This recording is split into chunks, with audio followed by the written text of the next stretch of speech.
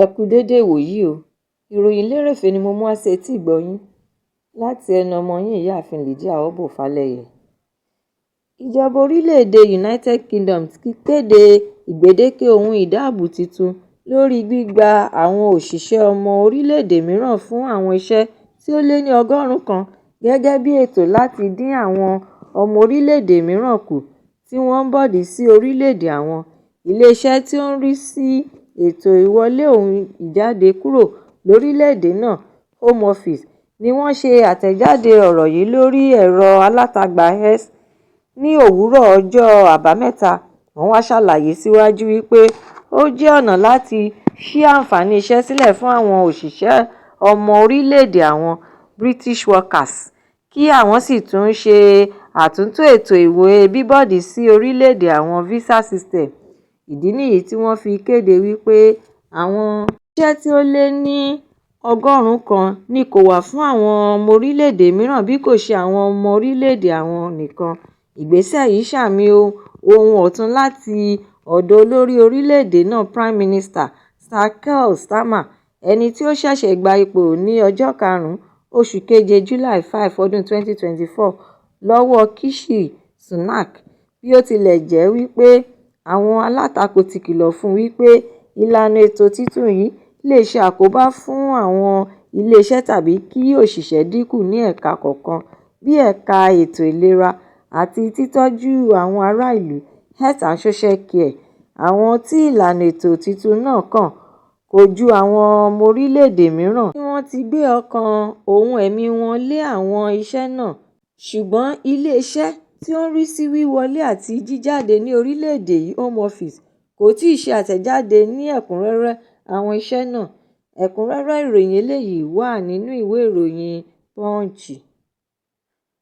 Arábìnrin kan tí gbogbo ènìyàn mọ̀ sí Àmáyé ní àwọn ọ̀dọ́ Mùsùlùmí ti ìpínlẹ̀ Niger dáná sun bí ẹni sun iṣu, tí wọ́n sì fi ẹ̀sùn kàn án wípé ó sọ ọ̀rọ̀ òdì sí Prophet Muhammadu. Ó ṣeni láàánú wípé ìṣẹ̀lẹ̀ yìí wáyé ní alẹ́ ọjọ́ Àbámẹ́ta ní ìlú Kashuwangaba ní ìjọba ìbílẹ̀ agbègbè Mariga ní ìpínlẹ̀ náà. Gẹ́gẹ́ bí oríṣiríṣi ọ̀rọ̀ àwọn tí ìṣẹ̀lẹ̀ náà ṣojú wọn ni wọ́n sọ pé ọmọbìnrin olóúnjẹ yìí ni wọ́n fi ẹ̀sùn kàn nílé ìtajà oúnjẹ rẹ̀ nígbà tí oníbàárà kan ń ṣàwàdà wípé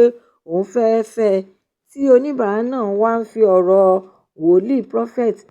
náà ṣàpẹẹrẹ ọ̀rọ̀ ìfẹ́ rẹ̀. Àkọsílẹ̀ ọ̀rọ̀ náà ṣe àfihàn wípé arábìnrin yìí ni àwọn olùgbé ìlú náà ti mú lọ sí ààfin olórí ìlú ti Kashuwangaba nígbà tí wọ́n gbọ́ bí àwọn jàǹdùkú ènìyàn ti pinnu láti ṣọṣẹ́, tí olórí ìlú náà sì fà á lé àwọn òṣìṣẹ́ elétò ààbò lọ́wọ́ láti lọ́ọ́ ṣe ìwádìí ìṣẹ̀lẹ̀ ọ̀rọ̀ náà. Ṣùgbọ́n tí ọwọ́ àwọn ọ̀dọ́ tí wọ́n fẹ́ẹ́ fa wàhálà yìí tẹ ọmọbìnrin olóúnjẹ yìí, ṣe ni wọ́n lọ́ọ́ ṣe ìdájọ́ ọwọ́ ara wọn fún un. Alága ìjọba ìbílẹ̀ ti Mariga, Abbas Adamu Kashuwangaba, náà jẹ́rìí pé àlàáfíà ti padà sí ìlú náà. Agbẹnusọ fún iléeṣẹ́ ọlọ́pàá, SP Wasiu Abiodun, fìdí ìṣẹ̀lẹ̀ náà múlẹ̀ wípé ìyípadà ọ̀tun ti jọba nínú ìlú náà.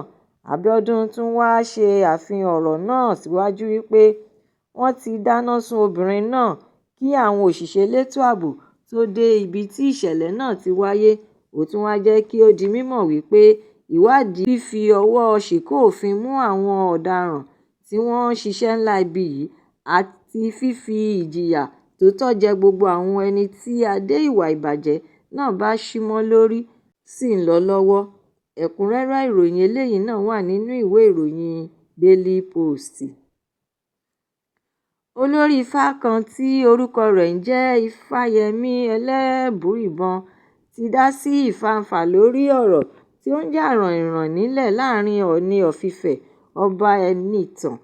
Adéyẹyè Ògúnwùsì àti Aláàfin of Ọ̀yọ́, Ọba Abímbọ́lá Akeem Owoade, wípé kí àwọn ọba méjèèjì yìí jẹ́ kí ogun ó mì kí wọ́n sì tún gba àlàáfíà láàyè láti jọba. Ó sọ ọ̀rọ̀ yìí jáde nínú ìfọ̀rọ̀wérọ̀ tí ó ṣe pẹ̀lú Bámidélé Adéyanjú tí gbogbo ènìyàn mọ̀ sí Àgbàlétù. Ẹlẹ́bùíbọn wá mẹ́nuba ìtàn wípé ìtàn Ọ̀yọ́ tí ó jẹ́ ògidì kò lè di sísọ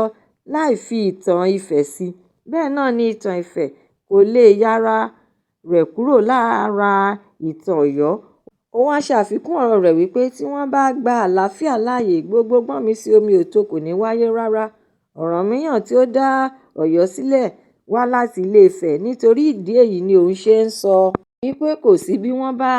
máa sọ̀rọ̀ Ọ̀yọ́ tí wọn kò ní dárúkọ Ilé-Ifẹ̀. Bẹ́ẹ̀ náà ni ó rí láàrin ìlú méjèèjì yìí. Ó wá kìlọ̀ fún àwọn ọba méjèèjì láti gba ìjà láàyè láàrin wọn nítorí pé wọ́n ṣẹ̀ṣẹ̀ gorí ìtẹ́ ni. Ẹlẹ́bùíbọn wá tún jẹ́ kí ó di mímọ̀ fún àwọn ọba méjèèjì náà wípé ìṣọ̀kan ló yẹ kí ó jẹ́ àfojúsùn wọn, kì í ṣe ìjà, wàhálà, gbọ́nmi-sí-omi-ò-tó àti bẹ́ẹ̀ bẹ́ẹ̀ lórí ta ni àgbà. Ó tún wá ṣàlàyé síwájú wípé gẹ́gẹ́ bí ìlànà Ifá, Ilé-Ifẹ̀ ni ó di ipò tí ó ga jù mú gẹ́gẹ́ bí orísun ilẹ̀ Yorùbá, cradle of Yorùbá civilization. Ó tún wá tẹ̀síwájú nínú àlàyé ọ̀rọ̀ rẹ̀ pẹ̀lú ògidì Yorùbá wípé Ifẹ̀ sì ni olú. Olúkúlú kan kì í tú Ọ̀ọ̀ni, ẹnìkan kì í gba yékété kó tó erin, èèyàn kì í yé èkété kó tó ẹfọ̀n. Olúkúlú kan ò tó Ọ̀ọ̀ni, bá a ṣe bá a nù. Ìwé ìròyìn Tribune orí afẹ́fẹ́ ṣe àkọsílẹ̀ ọ̀rọ̀ náà wípé Aláàfin of Ọ̀yọ́ ti pe àṣẹ Ọọ̀ni of Ifẹ̀ níjà lórí wípé ó fún gbajúgbajà oníṣòwò ọmọ ìlú Ìbàdàn kan, Dọ̀tun Sànúsì, ní oyè Ọ̀kànlọ́mọ ti ilẹ̀ Yorùbá, èyí tí ó jẹ́ wípé Aláàfin nìkan ló ní àṣẹ láti fún ènìyàn ní irú oyè bẹ́ẹ̀. Ó tún wá tẹ̀síwájú nínú ọ̀rọ̀ rẹ̀ wípé òun fún Ọọ̀ni of Ifẹ̀ ní wákàtí 48 hours láti gba oyè náà padà, àfi bẹ́ẹ̀ yóò kojú ìdájọ́ tàbí kí ó fara mọ́ ìjìyà tí yóò tẹ̀lé àṣẹ tó pa náà. Nígbà tí adarí ètò ìròyìn àti ọ̀rọ̀ ará ìlú sí Ọọ̀ni of Ifẹ̀, Moses Ọláfárẹ́, máa fèsì, ni ó wí pé dídúnkòokò lájà tí Aláàfin dún jẹ́ lórí asán, ohun ìmúlẹ̀mófo, nítorí pé Ọọ̀ni kò lè fèsì sí ọ̀rọ̀ asán tí kò lẹ́sẹ̀ nílẹ̀ tí Aláàfin sọ, àti pé Ọọ̀ni ti rí i pé ìkìlọ̀ tí Aláàfin fún òun kò nílò èsì rere kankan, ṣùgbọ́n òun ti yọ̀ǹda fún èrò àwọn ará ìlú. Ẹ̀kúnrẹ́rẹ́ ìròyìn eléyìí náà wà nínú ìwé ìròyìn Nigeria Tribune Online. Aṣòfin ìpínlẹ̀ Ọ̀ṣun kan tẹ́lẹ̀ rí, Ọ̀nàrẹ́bù Ọlátúnbọ̀sún Oyètìlẹ́yìn, ti ké sí Ààrẹ Bọ́lá Tinubu láti rí dájú wípé kí ó pọn dandan fún àwọn alákòóso láti pàṣẹ kí wọ́n dín iye owó tí ó wà lórí àwọn ohun èlò ti ètò ìlera àti ẹ̀rọ tí wọ́n máa ń lò kù. Nínú ọ̀rọ̀ àkọsílẹ̀ rẹ̀ ní ọjọ́ Ìsinmi ni ó ti ṣàkíyèsí wípé bí ó tilẹ̀ jẹ́ pé wọ́n ti buwọ́lu òfin náà ní oṣù kẹfà June ọdún 2024 láti dín ẹrù owó tí àwọn aláìsàn ná, owó oògùn tí wọ́n ń lò láti fi dóòlà ẹ̀mí wọn, èyí tí ó sì tún ga gọbọi. Oyètìlóye wá ṣàlàyé síwájú sí i nínú ọ̀rọ̀ rẹ̀ wípé Nigeria Customs Service ti kéde gbangba ní ọjọ́ 26 oṣù kẹta March 26 ọdún 2025 wípé the Nigeria Customs Service ti kéde wípé àwọn kan ti bẹ̀rẹ̀ sí ní lo ètò àṣẹ ìlànà yìí, àti pé àwọn oògùn bíi insulin, metformin àti exforge ṣì wà ní iye tí ó yẹ kí wọ́n máa tà á, àti pé àwọn ètò ìdínwó ti wà lórí oògùn kọ̀ọ̀kan bíi Augmentin àti Ventolin inhaler. Ṣùgbọ́n aṣòfin àná tẹ́lẹ̀ rí náà wá ń kígbe tantan wípé gbogbo àwọn oògùn tí ó ṣeyebíye yìí ni àwọn ènìyàn kò lè rà wọ́n nítorí pé ó kọjá agbára wọn. Nítorí ìdí èyí ni ó ṣe ń rọ Ààrẹ Tinubu láti tètè jẹ́ kí òfin dídín owó oògùn kù wá sí ìmúṣẹ, kí ó bá lè jẹ́ kí àwọn tí ó ń po oògùn lábẹ́lé náà dín owó oògùn kù, àti pé ọ̀pọ̀ nínú àwọn ọmọ orílẹ̀-èdè Nàìjíríà ni wọ́n ń làkàkà pẹ̀lú ọ̀wọ́ngógó oògùn. Ó wá pàrọwà fún ààrẹ láti tètè jẹ́ kí òfin náà múlẹ̀, kí ó sì tún di ṣíṣe, kí ó sì tún jẹ́ kí ó di mímọ̀ fún àwọn ará ìlú wípé èrè ni ó jẹ́ fún àwọn ènìyàn. olùgbé agbègbè náà. Ó tún wáá sọ pé òun mọ̀ pé ààrẹ ń sa gbogbo ipá rẹ̀ láti rí i dájú pé òun pèsè ètò ìlera tó péye fún àwọn ọmọ orílẹ̀-èdè yìí àti pé òun gbóríyìn fún ààrẹ bí ó ṣe ń san díẹ̀ lára owó ìtọ́jú àrùn ti kíndìnrín (kidney dialysis) ní gbogbo àwọn ilé ìwòsàn ti ìjọba káàkiri orílẹ̀-èdè yìí. Èyí yóò mú kí ìrọ̀rùn ńlá dé bá gbogbo àwọn ènìyàn tí wọ́n ní àrùn kíndìnrín nípa dídín owó ìtọ́jú apákan àrùn yìí láti Ẹgbẹ̀rún-lọ́nà-àádọ́ta (50,000 naira) sí Ẹgbẹ̀rún-méjìlá (12,000 naira). Ètò tí ìjọba ń ṣe yìí yóò mú ìrọ̀rùn bá àwọn ènìyàn tí ọ̀dá owó ń bá fínra. Ẹ̀kúnrẹ́rẹ́ ìròyìn eléyìí náà wà nínú ìwé ìròyìn The Nation. Ẹgbẹ́ àjọ gbogbo olùkọ́ àgbà ti ilé ẹ̀kọ́ gíga The Congress of University Academy (CONUA) ti sọ síta gbangba wálíà wípé ìpàdé tí ìjọba àpapọ̀ bá ti pè láti sọ̀rọ̀ lórí ètò ọrọ̀ ara àwọn olùkọ́ àgbà tí kò sì ní ohun kan tí àwọn gbé ṣe nínú ìpàdé náà òfo ọjọ́ kejì ọjà ni ó jẹ́ àti pé yóò tún máa dá wàhálà sílẹ̀ ju kí ó pèsè ọ̀nà àbáyọ lọ. Ààrẹ àpapọ̀ ẹgbẹ́ yìí Dókítà Níyì Sùmọ́nù ni ó sọ̀rọ̀ yìí nínú ìfọ̀rọ̀wérọ̀ tí ó bá ilé-iṣẹ́ ìwé ìròyìn Vanguard sọ wípé àwọn ẹgbẹ́ àgbà olùkọ́ ti ilé ẹ̀kọ́ gíga tí ó forúkọsílẹ̀ tí àwọn dá mọ̀ pọ̀ púpọ̀ yanturu lórílẹ̀-èdè yìí tí àwọn sì tún ju ẹyọ kan lọ. Lónìí yìí, àwọn ti ní àjọ ẹgbẹ́ ti olùkọ́ àgbà ilé ẹ̀kọ́ gíga Congress of University Academy (CONUA), ẹgbẹ́ àwọn àti méjì mìíràn, èyí tí àwọn ṣe ìforúkọ rẹ̀ sílẹ̀ lọ́nà òfin ní oṣù kẹwàá October ọdún 2022 ṣùgbọ́n àwọn ti bẹ̀rẹ̀ ètò ìforúkọsílẹ̀ náà láti ọdún 2018 nígbà tí ìjọba àpapọ̀ gbé ìgbìmọ̀ ẹgbẹ́ Yahya Ahmed kalẹ̀ ní ọdún tó kọjá nígbà tí àwọn gba ìwé ní 20 oṣù kejìlá December 20 ọdún 2024 tí wọ́n sì tún ṣe